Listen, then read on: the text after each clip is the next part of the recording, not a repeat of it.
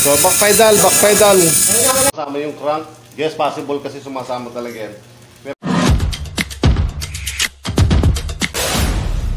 9-speed ang kanyang cogs na nilagay at A5 ang L2. So L2 A5 ginamit dito sa non-elite yan ng A5. So gumamit ng Hassan Pro 7, 9-speed ang cogs. So check natin kung kakayanin ba ng A5 yung Hassan Pro 7. Non-elite ng A5, 9-speed. Check natin.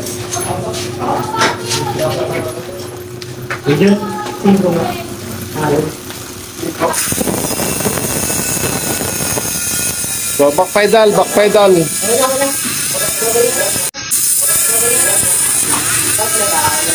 So lower gear yan, lower gear ng A5 yan. So kita yung RD ng A5. So Hassan Pro 7, so hindi kinaya yan. Third gear.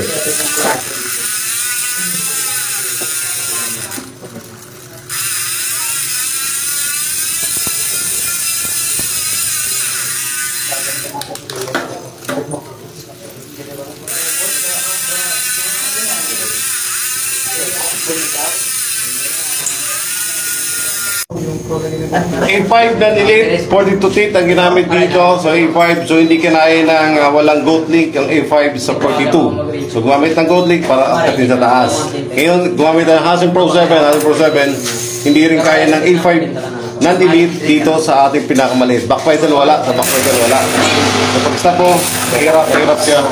And then, yung load, pwede mo. Ang gawin na rin just case load A5 naman, tapos pwede kang gamamit ang A7 na non-elite dito kahit 10 speed yung A7. Sa RD lang, pwede mo i-combo dito sa A5 yung A7 na non-elite para kayanin ang Hassan dito sa 9 speed. So pwede ka mag-combination. A7 dito, A5 sa shifter, A5 sa 9 speed sa cogs. Pwede mo yung subukan para kayanin lang ng Hassan yung RD kayanin lang ng RD yung Hassan. So A7 recommended natin na RD para sa Hassan Pro 7. A5 so wala tayo sa A5. Okay, look, ang ating Hassan Pro 7. Hassan Pro 7 available tayo yan ay violet yan, violet. Available tayo sa yellow basket yan. 32 holes available yan mga load din. Sa ating L2, A7, A5, tsaka A3 available din tayo dyan sa yellow basket. Up kit, upgrade kit, RD, shifter, available tayo. Yellow.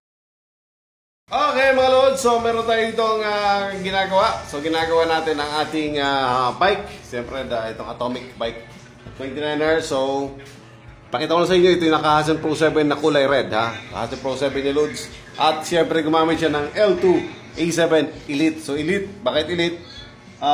Dahil lang kanyang sa ginamit dito yung 1146. So 46 na pinakamalaki dito kaya gumamit siya ng Elite. So no goating na kailangan dyan. So Elite. So yung iba yung Elite. So makikita yung difference ng non saka Elite type. Ang Elite loads, iyan ang kanyang ball ng kanyang limit screw. Ang kanyang body screw yan ay silver. Kulay silver yan ha. Ang kanyang pulley, mas malaki yan. Gold teeth yan, mas malaki kanyang pulley. So yan po yung Elite ng A7. So Elite A7, check natin dito. Konting tuning lang tayo dito kasi may konting sabit na kanyang shifting. So pakita natin loads, anong mangyayari. Kung kaano ba talaga. Kasi usually ginagamit natin dito, ang marami nagtatanong kasi kung ano pa yung best match para compatible na RD para sa Hassan Pro 7 na mas mura lang. Okay. Ito, kasi dalawang klase ang ating A7. Meron tayong non-elite, meron tayong elite. So, mga loads ha. So, yan. No? Mas malaki kasi yung elite. So, check ang spring natin. Check yung spring ng elite. So, okay. Masasabi ko kasi yung comparison ng dalawa, elite tsaka non-elite. Okay, ito yung elite type. Ito yung elite, ito yung non-elite. So, non-elite ng A7 yan. So, kumpara sa dalawa, mas maliit ng konti ang ating A7 non-elite. So, ito ay maximum dito na sa hanggang 36 teeth, mas okay dito. Sa 42 teeth, medyo hirapan na dito. Kailangan mo ng goating para dito. Ngayon, mas okay kung naka-elite ka. Itong elite mo ay mas okay. Okay. Compare natin yung dalawa sa spring ng elite. Ang elite tsaka non-elite. So may konting tigas ang non-elite. May konting katigasan ng konti. Mas lamang siya ng konti ang ating non-elite. So check natin dito sa 46 teeth. Naka-Hassan Pro 7 to. O check natin habang nag-tuning tayo, pakita sa iyo kung gaano kalakas din ang A7 Elite na RD.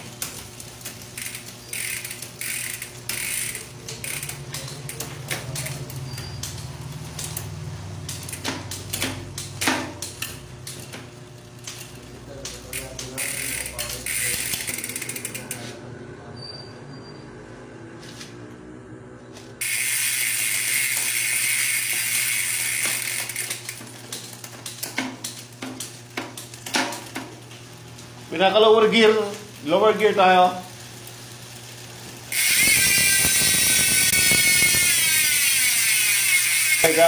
Yung kanyang sumasama yung crank.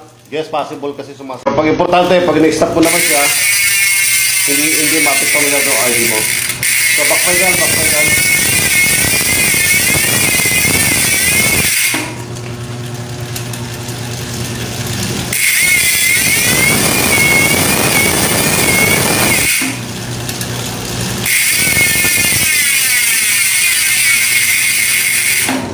Yung ginawa natin dito, may konting tuning tayo kasi medyo hirap siya sa pag-akyat niya. So pag-akyat niya sa next gear, may konting sabi. So depends na kami pag medyo nahihirapan siya umakyat, meron tayong barrel adjuster doon, the barrel adjuster sa taas. Ibig sabihin nun, kailangan mo lang higpitan ng konti ang ating cable. Yung pamagitan pag-adjust ng ating barrel adjuster, the shifter is wala itong adjustment dito. Kunti na higpit nun, akyat siya. Pag delay pataas, higpitan mo ng konti, at least mga 5mm na higpit para sa iyong cable, akit yon. Pag medyo delay pababa naman siya, luwagan mo lang konti ang kanyang cable, then bababa na siya. So yun lang, so pinaka-basic lang ating tuning na yun. Available tayo sa ating A7 sa nagharap ng Hassel Pro 7. Available tayo 32 sa 36 volts mga Lucha. Available, and then sa kulay, marami tayong kulay na available. May black, may red, at meron tayong titanium, colorful violet, at yun lang, at available doon. Okay, nabibili sa pair, nabibili sa isang piraso, pwede yung bilhin ang ating Hassel Pro 7 mga Lucha. And then sa nagharap ng A7 sa RD, sa nagharap ng RD na 10 speed. Best match kasi ang pinaka-advisable na recommended natin na RD para sa ating Hassel Pro 7 is ang ating L2A7. So dalawang klase, elite saka non-elite available tayo. Ito gumamit ng 46, kaya gumamit siya ito ginagamit ang ating elite for 4060 saka 50. Pwede mong gamitin ang ating elite na RD. Ito 36 below, mas okay ito. 42, pwede ka rin mag-elite.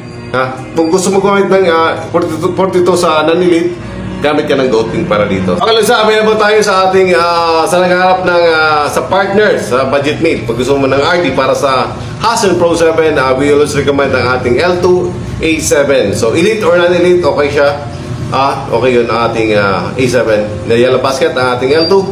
Bahala ka kung may mga upgrade tayo, mayroong RD shifter, may karoon tayong kasama dyan. Then sa Hassel Pro 7, dyan tayo sa ating yellow basket. Check out now, for order now, we hope on Hassel's RD Yellow basket.